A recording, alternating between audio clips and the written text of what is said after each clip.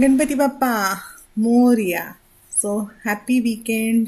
आज काय Sunday. So काल आपण म्युझिकल सैर केली, थोडीफार गाणी आपली प्लेलिस्ट कशी बनवायची ते बघितलं. तो व्हिडिओ बघितला नसाल तर नक्कीच बघा आणि स्वतःच्या थोड्या गाणी पण ऐका, थोडासा वेळ गाण्यांबरोबर घालवा. तर आज आपण थोडंसं शिवणकाम बघणार आहोत. म्हणजे आम्हाला शाळेत होतं आणि शाळेतली आठवण म्हणून मी इथे शेअर करते. आणि आवडलं तर एक ॲक्टिव्हिटी मुलांबरोबर म्हणून नक्कीच ट्राय करा. आणि अजून काही डिटेल्स पाहिजे असतील, मी ट्राय केलं आहे कवर करायला इथे काही काही गोष्टी, पण जर झाल्या नसतील तरी मला आवर्जून सांगा, म्हणजे मला अजून त्याच्यावर थोडं वर्क करता येईल. सो कमेंट्समध्ये नक्की सांगा की अजून कसं मी कोणती गोष्ट नीट दाखवायला पाहिजे, किंवा नीट कळली नसेल तर नक्कीच सांगा. आपण जास्त काही बघणार नाही आहोत, अगदीच बेसिकपासून. म्हणजे तयारी तुम्हाला पण करून ठेवायची असेल तर एक कॉटनचा छानसा कपडा घ्या. स्क्वेअर मिळत असेल तर स्क्वेअर घ्या, नाही तर मोठ्या कपड्यामधला स्क्वेअर कपडा कापा. कसंही म्हणजे एखादा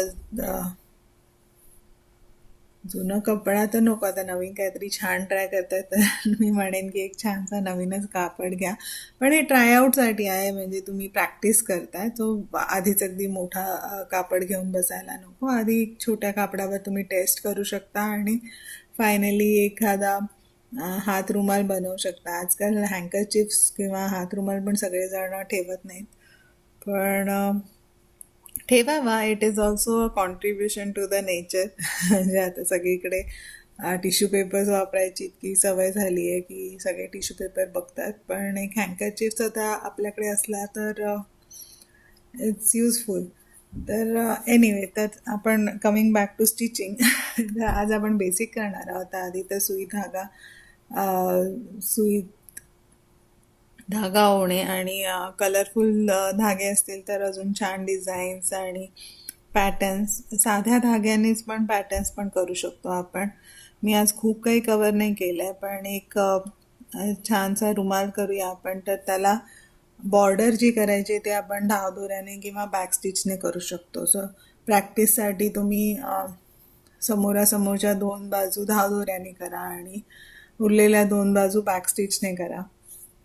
इट्स जस्ट अ रेकमेंडेशन. आणि तुमचा पण अंदाज येईल की जसं जसं प्रॅक्टिस होते तसं तुमचा डिस्टन्स जे तुम्ही मेंटेन करता, तुमचा स्पीड, याच्यात पण फरक पडतो.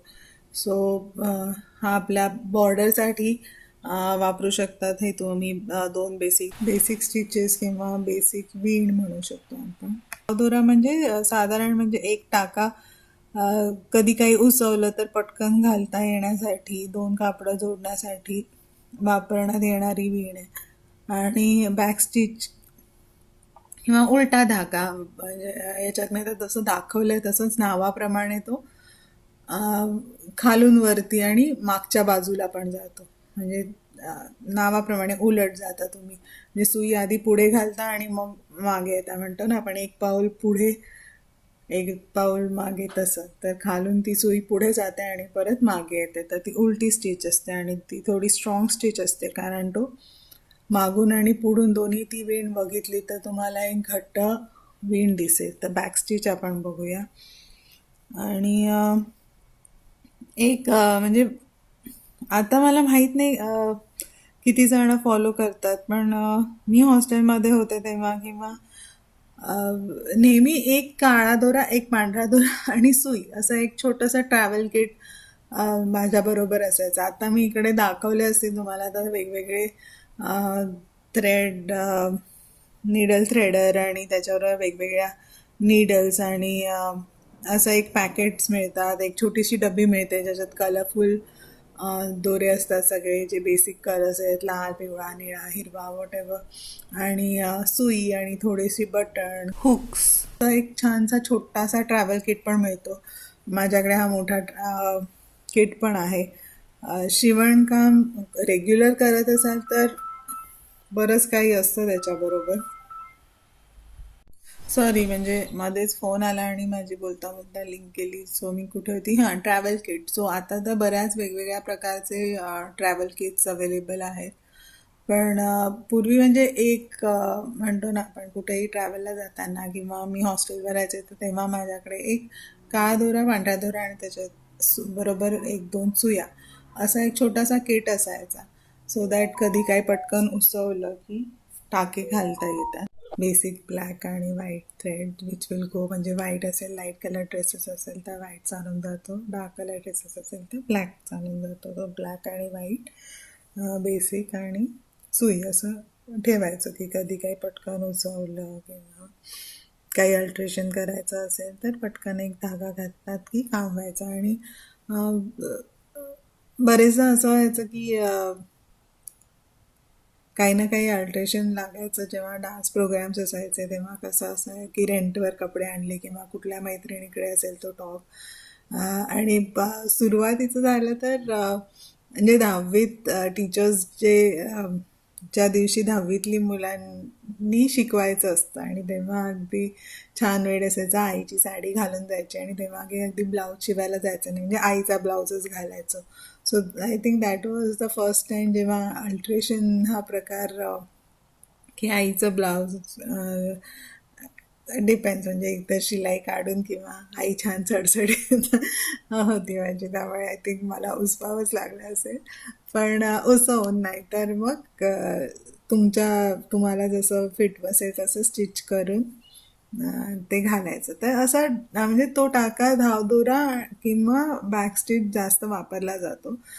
त्याच्यानंतर शिकलेला आणि आठवणीतला किंवा म्हणजे अगदी एम्ब्रॉयडरी नाही पण एक बेसिक डिझाईन करता येईल असं तर साखळी वापरायचो, साखळी टाका चेन स्टिच. आणि दुसरं म्हणजे गव्हाचा टाका मला आठवत होता आणि मी तो शोधत होते आणि मला तो कुठेच मिळेना की त्याला काय म्हणतात इंग्लिशमध्ये एक्झॅक्टली. ते पण मला काही मिळालं नाही. दोन तीन ठिकाणी सर्च केलं जनरल एक गुगल आणि याच्यावर, पण मला पाहिजे तसा काही मिळाला नाही. नंतर मग मी आईला फोन करून विचारलं की मला असा खूप आठवतोय तो गव्हाचा टाका. आणि म्हणजे एकदम बेसिक आणि छान डिझाईन दिसतं त्याने. आय वुड से की तो बेसिक एम्ब्रॉयडरी स्टिच, म्हणजे जसं शिलाईमधला बेसिक धावदोरा आहे तसा एम्ब्रॉयडरीमधला हा साखळी किंवा गव्हाचा टाका हे एक बेसिक स्टिच आहे असं म्हणता येईल कदाचित. सो गव्हाचा टाका हे मी इकडे कवर केलं आहे. मला हेमिंग करायचं होतं पण आता आपण पहिला बेसिक एक रुमालच करतो आहे आणि आपलं छान धावदोऱ्याने काम होतं आहे आणि त्याच्यावर एक छोटंसं आपण इनिशियल आपल्या नावाचं इनिशियल करू शकतो किंवा एखादं छानसं फूल किंवा काहीही जे तुम्हाला आवडेल. तर कापडासाठी असे ते बेसिक एक चॉक्स मिळतात किंवा तुम्ही पेन्सिलने पण करू शकता. पेन्सिलचे मार्क्स लगेच जात नाहीत. पण तो पूर्ण कवर केला तर काही हरकत नाही. प्रॅक्टिससाठी नक्कीच तुम्ही हलकीशी पेन्सिलने लाईन मारून मग त्याच्यावरून स्टिच करा, म्हणजे जे सरळ एकसारखी लाईन येते. तर जनरली कसं असतं की आपण दुमडलं की ते दुमडलेल्या कापडाची जी लाईन असते त्या लाईनच्या पॅरेलल समांतर केलं की तुम्हाला ती सरळ लाईन मिळून जाते. पण मधलं जे डिझाईन करायचं असेल तिथे असा क्रॉस मार्क किंवा असा कॉर्नर काही मार्क करायचा असेल तर तुम्ही छान पेन्सिलने एक हलकीशी लाईन मारून त्या लाईनवरून ते तो धागा म्हणजे ती stitch what ever running stitch करा, धावदोरा करा, काही ट्राय करू शकता. तर आपण इथे या 4 स्टिचेस बघितल्या. तुम्हाला कुठल्या आवडल्या? अजून तुम्हाला याच्यात पुढे काय करायचं आहे का? म्हणजे मी करून दाखवू का? तर मला नक्कीच सांगा. मला आवडेल. मला शिकायला आणि शिकवायला दोन्ही पण आवडतं. पण इथे शिकवायचं नाही आहे, हे मी बेसिक शिकलेले म्हणून शेअर करते. आणि एखादा स्टिच जो तुम्हाला आवडला असेल आणि आपण हे ट्राय करून बघू शकतो का असं जर मनात असेल तर मला नक्की सांगा. तर मी करून नंतर कधीतरी शेअर करेन पुढे. सो हे आज आपण बघितले त्यातला तुमचा फेवरेट स्टिच कुठला आणि जर रुमाल बनवलात किंवा काहीही अगदी पाऊच पण बनवू शकता तुम्ही छोटासा किंवा आता आपण पेपर एनव्हलप्स वगैरे खूप बघतो पण गिफ्टिंगसाठी एक छानशी पोटली त्या पोटली म्हटल्यावर त्याला अगदी वरून दोरी मग त्याची ती स्टिच कशी असते असे बेसिक बरेच थोडे अजून डिटेलिंग असतं मे बी आपण एक पोटली ॲज अ आर्ट आपण नेक्स्ट वीकेंडला बघूया पण आता अगदी छोटंसं नुसतं एनव्हलप टाईप म्हणजे तुम्ही दोन कापडाचे तुकडे समान याचे कापून घ्या मे बी हलकासा यू शेपमध्ये ते एकमेकांवर ठेवा आणि साईडने म्हणजे आधी वरून त्याचा जो फोल्ड असतो त्याचं म्हणजे कापड कापलेलं त्याला नीट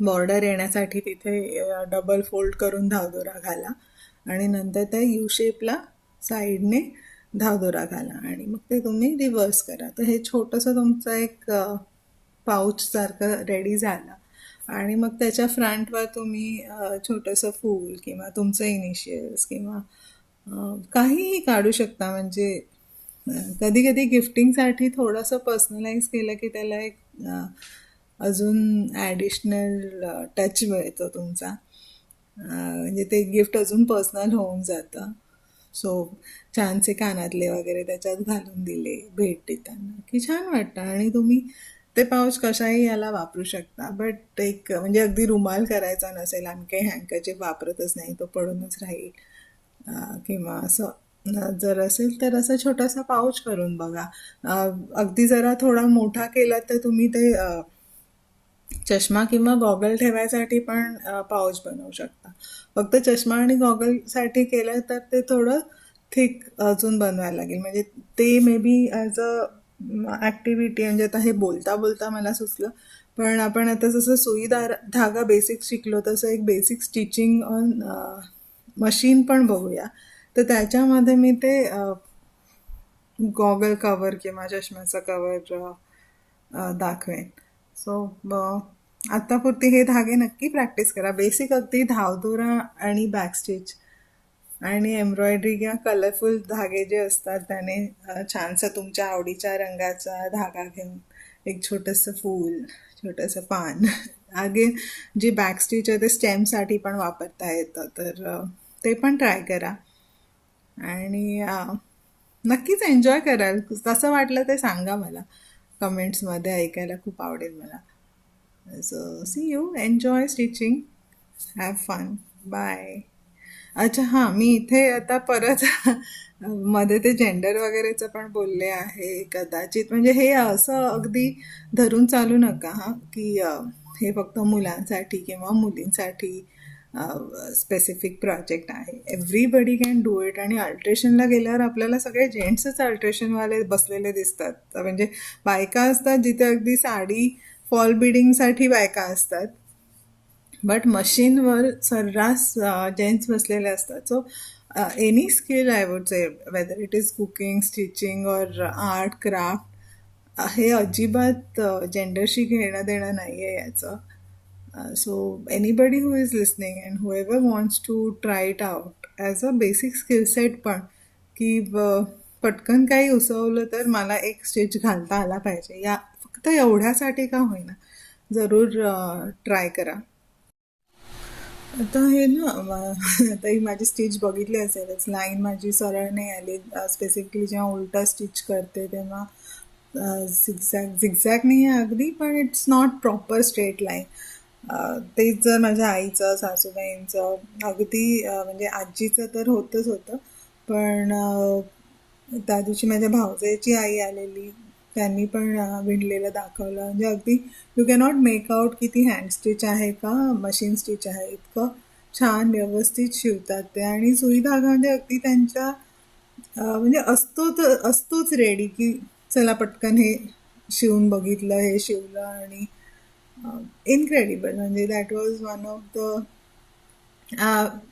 काय म्हणतात ना म्हणजे आपसूक येतं त्यांना कारण ते त्यांना शिकवलं होतं आणि ते वापरायचे म्हणजे तेव्हा एवढे ऑल्ट्रेशनवाले किंवा मशीन असे अवेलेबल नसायचे आणि त्यांना घरच्या घरी ते अल्ट्रेशन्स करायची एक सवय होती की हे आज आपल्यासारखं सारखं काय म्हणतात ना वेट बघा किंवा ड्रेस होतो की नाही ते आणायचे, जर लूज झाला जर पटकन एखादा स्टिच घालून ते टाईट करायचा ब्लाऊज किंवा ड्रेस किंवा व्हायस वर्सा, म्हणजे जर घट्ट होत असेल तर पटकन एखादा उसवला तर म्हणजे त्यांचं ते इतकं हाताखालचं होतं आणि अजूनही ते त्यांची वीण तशी अगदी व्यवस्थित छान सुबक येते हाताने सुद्धा. Really very incredible, I would say. So enjoy, have a nice day, bye.